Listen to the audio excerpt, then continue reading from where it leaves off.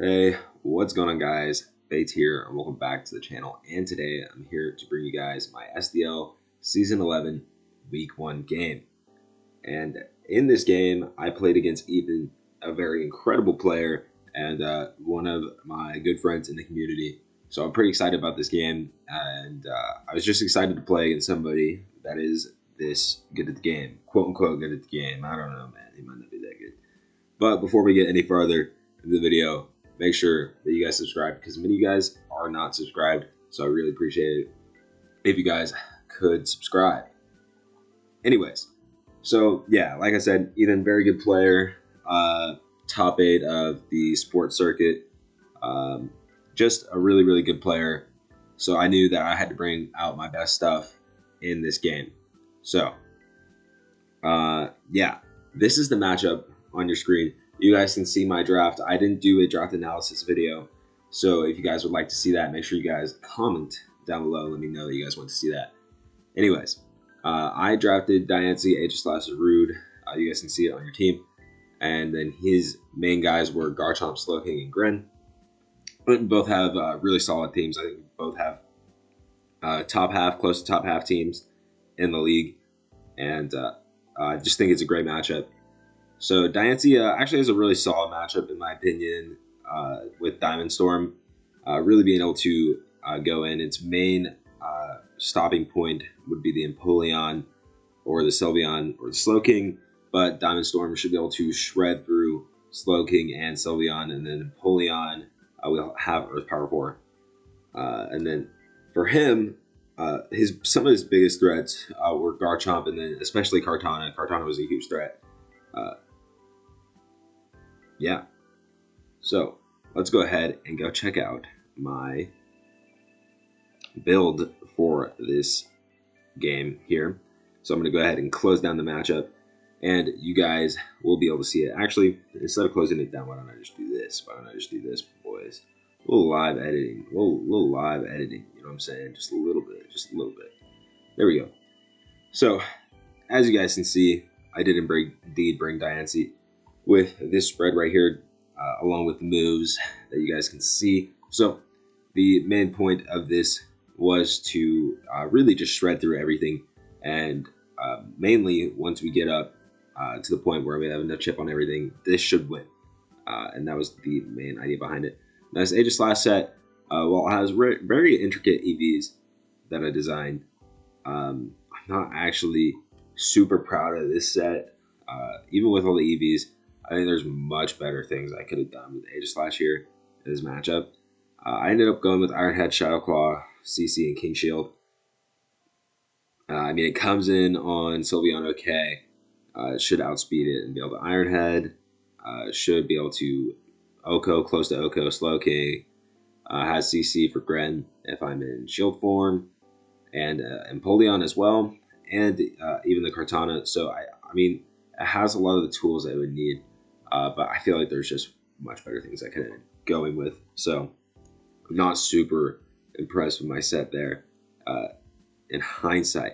This one, however, I mean, this one was just a super obvious set, but Power Up, Dark Slayer, Jungle Healing with enough speed to outspeed Garchomp and the rest of the bulk.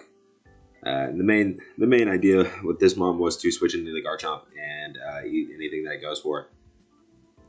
And it can also sponge some hits from the Gren and even the Kartana if needed. And then I power up Dark Slayer and U-turn power up hits his water types. And Garchomp, Galarian's going to hit the Slowking, force Slowking out, and be a good neutral hit on everything else. U-turn is what U-turn does. And then Jungle Healing was to avoid just any type of shenanigans with status and as well heal me.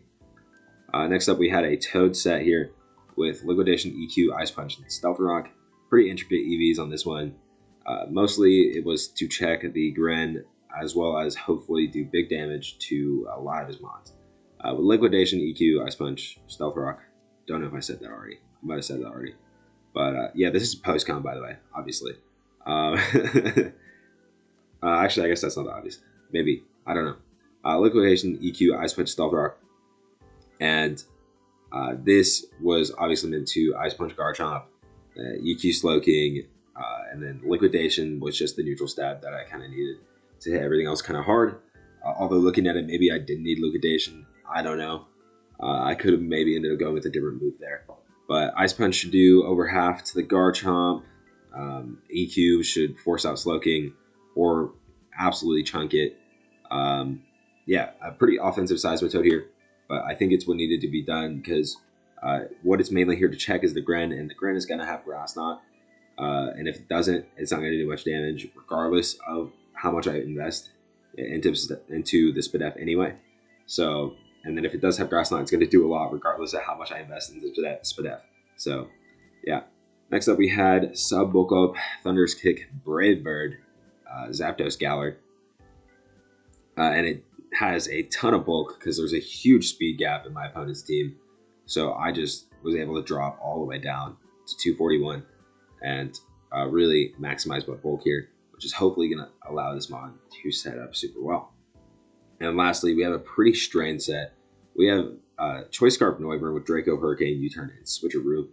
Switcheroo obviously could really help to cripple the Slowking Galar, which is just a very annoying mod.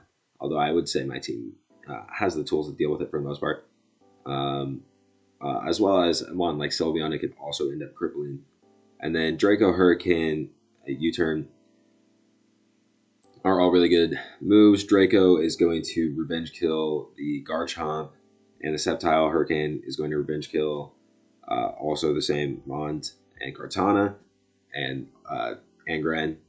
Although I'd probably just Draco Gren, it's more accurate. And then U-Turn is just it's just a good move to have. And it helps me not get situations where I've walked in at -2 when U-Turn could have killed. So that was a very in-depth view of my team, and that's what we're going for here. So let's go ahead and move on into the battle. Okay, guys. So here we are in the battle, and at team preview, we can see what mons he chose to bring and what mons he chose to not bring. And out of the mons on his team here, let's see the matchup. He chose to drop Sylveon, Thundurus, Monferno, and Greedent, which I think those all pretty much made sense, especially Monferno and Greedent.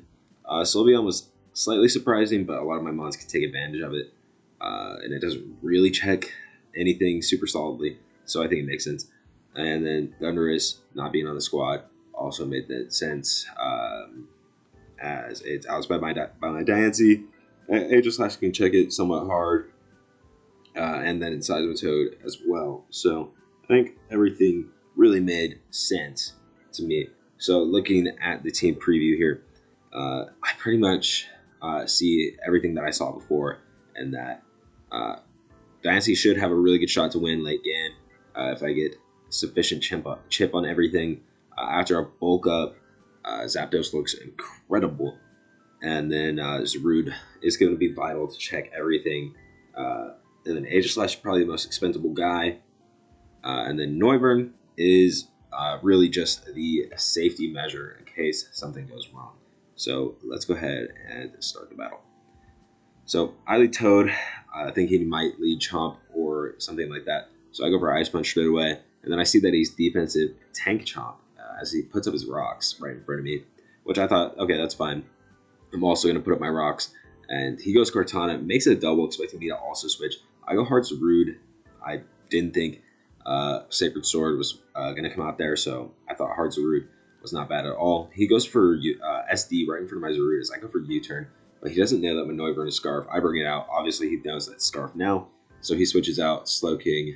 U-Turn should kill Sceptile from there. So I go for U-Turn, and I get some solid momentum there. But I squander it by going for Darkest Lariat when I really probably should have kept up the momentum and gone for U-Turn. Because now I'm on the back foot here. I go Aegislash on the X Scissor, knowing that he's going to have some type of coverage for my Zarude. But had I been able to keep up the momentum there, I could have probably gone, Zapdos. And like I said, he really did not have much for Zapdos. So a CC really would have gotten a kill there pretty much, just straight up.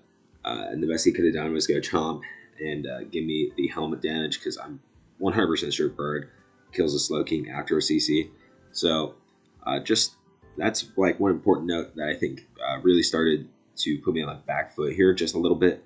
Thankfully, I got my Age Slash in early, or in early. I got my Age Slash in here to just completely eat what this Kartana went for. But yeah, I think that was just a little bit of momentum squandered that I think I could have converted a kill off of. So yeah, he goes hard grin on me. I go for King Shield. Pretty like poor play there. I think CC was fine, honestly. So I think King Shield is rough to go for there, and obviously you can see why, because he gets a spike up for free, and then I double just in case I don't want to die to Dark Pulse, or my Toad's going to die anyway. So does it really matter? Probably not. Toad might have been more useful from that point anyway. I have to go Noivern here. None of my Mons outspeed, and I go for U-turn. So I'm able to get a little bit more momentum here. Now I have a 100% Age Slash that I bring in. And I'm going to go straight for Shadow Claw. He's going to go to Garchomp. And Garchomp actually is going to live this, I believe. So just like I said, I think going for that, not going for the U-turn early was the route. It's really costing me here because Garchomp might have been dead or Slowking might have been dead. So I just think it's costing me fully here. So he go ahead and bring out Kartana. He brings out Kartana. I'm able to eat that Smart Strike with my Bulk, go for Thunderous Kick, and kill him. I said CC earlier, but yeah, I'm Thunderous Kick. It doesn't really matter. Thunderous Kick might be better, actually. So yeah. I go for sub there. He goes for Future Sight, and I go for Bulk Up. This is probably the most strange set of plays throughout the whole game. So he goes for Future Sight as I go for sub, and I Bulk Up. You could argue I should have just went straight for damage. Said screw the Bulk Up. But my thought process was that if I Brave Bird, I might bring myself too low. It doesn't. Yeah, I wouldn't have brought myself too low. But I think that was my thought process. Pretty poor thought process, obviously. So now I'm bulked up. I'm at +1, and he's also pretty low. I also thought so. This turn is crazy. So there's a Future Sight, and then so there's a few things that can happen this turn. I Brave Bird. I kill Slowking. I Brave Bird. He switches to something else. Say Garchomp gives me all types of damage, and actually my Zapdos is probably dead from Brave Bird Recoil, Rough Skin, and Rocky Helmet. Or he sacks a different mon. Or he sacks a different mon, or he goes Empoleon. It doesn't sack a mon. So there's just so many things that can happen this turn. But if he switches, I can go for sub, and then I eat the Future Sight. And then I eat the Future Sight, and then I get a kill the next turn with a sub up, or he stays in, and I sub, and nothing happens. So just like a lot of layers to this turn, I chose to just go straight for the kill. I think it had least amount of Whereas for me, he sacks Grin. So if I did go for sub there, I'm like 90% sure that sub would eat the Future Sight hit. If sub doesn't eat the Future Sight hit, then what I'm talking about means absolutely nothing. Which also I wasn't sure about during the game. So that was also maybe part of the issue. I realized they might be getting double. You guys getting double logoed right now? Because there's the LBL logo right there too. That's hilarious. So yeah, I moved that up. But yeah, so I go for that, and obviously I'm going to eat the Future Sight now, and my Zapdos is dead. Just a really weird turn. I don't get to maximize my usage out of that. And then I bring out my Age Slash, and he gets the better of this too. It shouldn't matter that much, but my Zuru does have to take a lot of chip here because of it. So that was just pretty stinky as well. But I thought Age Slash matched up into everything really well except for Garchomp. So that was unfortunate there. Just a couple mistakes cost me. I'm actually up right now, but just a few things that are costing me right now. I still have a chance to win. He actually brings out Empoleon here, and I'm like, okay, he wouldn't just bring out Empoleon on this route if he didn't have Ice Beam or some type of setup for me. So I Jungle Heal on him, and he does 62. So I only would have gotten one Power Whip off there no matter what. So Jungle Healing is fine. And now he uses Empoleon out, and I don't have anything that's faster that can kill right now. So I had to U-turn out with my Noivern and go Age Slash because I have to save Diancie because it's my only chance to win at this point. As Aegis Slash cannot get it done. Actually, maybe it could have gotten it done. Am I bad? Am I just bad? Could it have gotten it done? I should have sacked Diancie. I don't know. That's tough. Dude, if Aegis Slash might have been able to do it. I don't know how much it takes from Sceptile. Actually, Sceptile probably had EQ because it was physical. So I think I made the right play. As you see, I killed a Draco, and then I miss a Draco. He gets up a Future Sight or whatever. Now I know I have to stay regular Diancie and go for Rock Polish and hope I live. Sludge Bomb into Future Sight. I don't think the crit mattered. I would have needed a low roll on both of those. So I do end up dying. Pretty unfortunate there. But yeah, just a few things that cost me. I squandered some momentum early in the game when I think I could have converted it into a kill. Among a few other things like going to Aegis Slash on the turn where we both had a double, like both of our Mons died. So that was just like one thing. Like those were two main things. I think Zarude was probably the better option.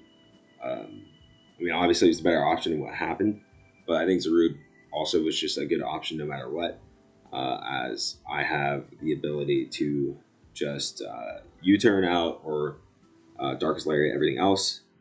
Because, yeah, it matched up good into Napoleon. The the Slowking, and the Garchomp, and it wasn't even that bad into Sceptile either. So I think that Zarude would have been the best option there as well. Anyways, you guys saw me go ahead and learn and take in everything from this battle, and I think it was a nice, concise way to show this battle. So I hope you guys enjoyed the post-com. I think I'm going to do the post-com unless you guys would prefer me to do the live com, so make sure you comment that and let me know. Like the video if you like it, subscribe for more.